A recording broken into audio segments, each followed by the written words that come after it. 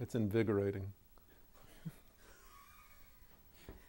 The question whether name-calling is evidence of a imaginative paucity is hardly a fair question to put to me. I mean, because I revel in the name-calling, and when I don't have an argument, I tend to abuse my opponents just as easily as they tend to abuse me.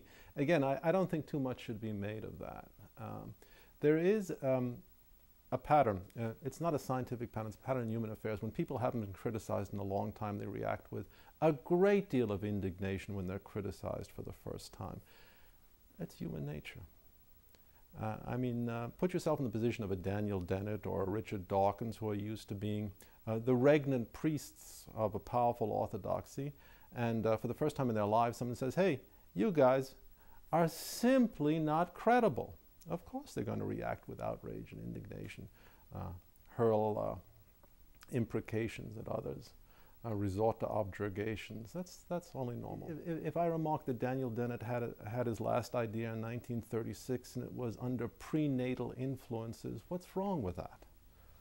It just sharpens the debate. It puts a lot of emotional emphasis on the debate, and it forces people to come up with something better. That's the real point of name-calling. It forces people to come up with something better. There are other factors at work. Decline in standards of vituperation. America used to be a country rich in insults. It really did. And we lose something in literary or intellectual culture when that's no longer accessible.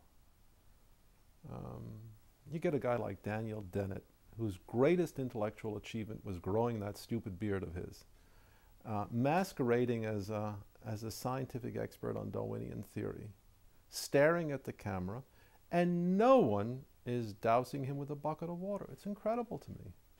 Richard Dawkins is accepted as a great intellect, and a fine prose stylist too. The guy writes them, his prose resembles a string of sponges strung together on a wash line. Should be said. Should be said. And this isn't a question of hatred. It's the question of the effective expression of indignation. There's no reason a democratic society has to be afraid of that. Go after the guys. We've become very defensive, very timid. I mean, look, the fact that we have to justify an attack on Darwinian theory is a very sad commentary on the health of American society. It shouldn't require a justification. It shouldn't. And yet it does. I mean, a very timorous aspect to American society right now. It's gone to the black community, and that's a wonderful thing. But no community in America has mastery of the contemporary language of invective, insult, argot as the black community does.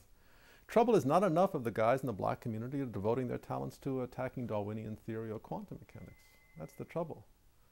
Get these rappers off MTV, put them to work, focused direction on Darwin.